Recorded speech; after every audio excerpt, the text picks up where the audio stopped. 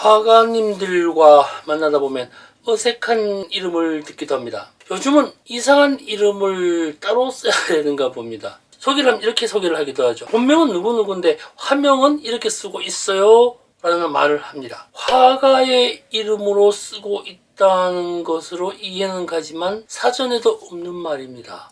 화명이라고 하는 것은 작품 제목이죠. 안녕하세요. 미술시장의 새로운 패러다임을 구축해 나가고 있는 미술만평 173회차 박정수입니다.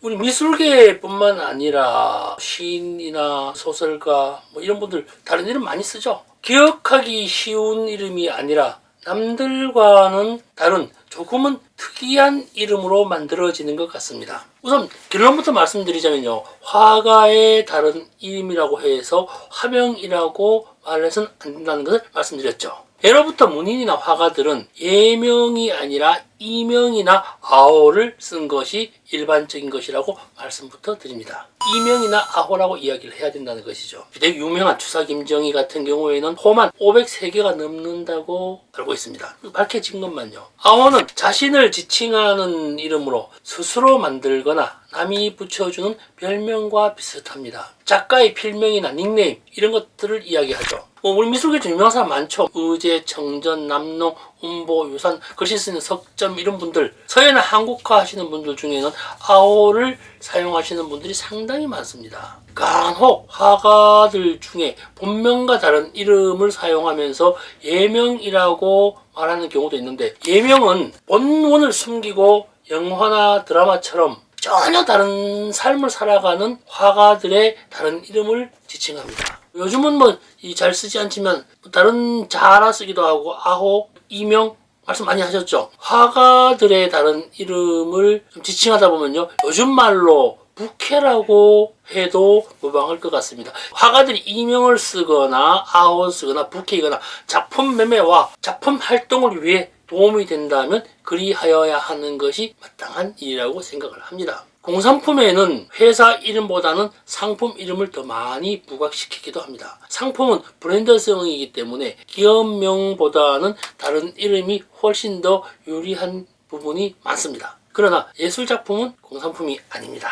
일반적이거나 보편적이거나 비슷한 작품이 지속적으로 생산되지 않기 때문입니다. 화가는 공장이 아니거든요. 시리즈가 달라지거나 다른 모양, 다른 색을 쓰더라도 누구의 것이라는 것만은 분명히 밝혀야 한다는 것이죠. 여타의 공산품과 달리 작품의 이미지와 예술성과 함께 작가의 이름이 함께 유포되는 품목입니다. 이명이거나 아호이거나 부캐이거나 잘 써야 한다는 것만은 분명합니다. 특이한 것도 좋지만 자신을 대신하고 자신의 이미지를 밝힌다는 사실에 분명히 짚고 넘어가야 할 부분입니다. 이명을 잘못 쓴 일도 있습니다. 십수년 활동하면서 명상이 쌓여지면서 그리 크지는 않지만 작품에 대한 사회적 관심도가 높아지던 어떤 여성 화가님의 일입니다. 40년대에 태어나신 분이죠. 그 시대에 태어나신 분들은 비슷한 이름이 참 많잖아요. 일본식 발음에 의해서 이름이 지어지는 경우가 참 많았습니다. 70년대 초반에 미술대학을 졸업했기 때문에 소위 말하는 풍경화 정물화에 아주 능하신 분이었습니다. 아시다시피 당시에는 누구의 작품이라고 할 것 없이 풍경화 정물화 중에서 비슷하게 그려지는 경우가 참 많았습니다. 당신의 명성이 높아짐에 따라 몇 명의 동명이인이 자신의 작품처럼 오인되어 판매되어 간다는 것을 알고 본인의 이름을 바꿔버립니다. 작품이 같기 때문에 본인의 명성이 그대로 유지될 줄 알았지만 작품의 명성이 아니라 당신의 명성이 이름이었다는, 예술가의 이름이 중요했다는 사실을 관광한 것입니다. 독자성을 확보하고자 개명한 것이 오히려 손해가 된 경우입니다. 미술품 거래가 거의 무너져 버렸죠. 누구의 것이 필요했는데 작품은 별로 중요하지 않았던 모양새입니다. 이명과 아호의 경우에는 저작권과도 문제가 관련되어져 있습니다. 본명을 쓴 작품에 대해서는 사후 70년까지 저작권이 유지되지만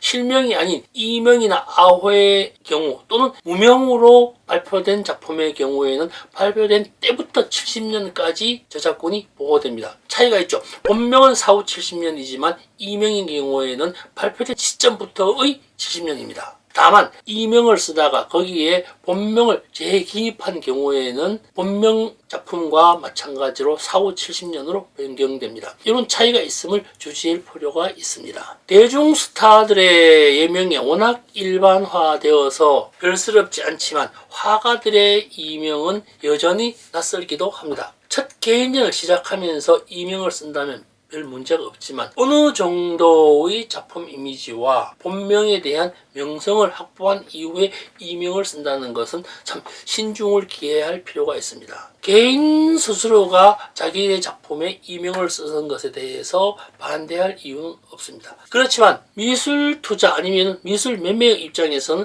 명성 있는 작가의 작품에 기입되는 이름이 갑자기 다른 사람으로 쓰겠다고 한다면 좀 조심스럽게 짚어볼 필요가 있습니다. 작품 이미지의 명성 대비 작가의 인지도가 낮거나 작품 가격의 유동이 많지 않거나 많아질 경우를 고민해 볼 필요가 있어야 한다는 것입니다. 화가의 이름은 작품과 함께 다닙니다. 작품보다는 예술가와 예술가의 이름이 먼저 마케팅 되어야 한다는 것을 기억해 주셨으면 좋겠습니다. 예술가의 활동이 있어 초기에는 이름은 거들 뿐입니다. 작품보다는 활동과 예술 가치의 영역이 먼저 확보되어야 한다는 것은 분명합니다. 오늘 이야기가 재밌었거나 유익했거나 다음 이야기가 궁금해진다면 좋아요와 구독, 알림 좀 눌러주시면 더 나은 미술만평이 될 것입니다.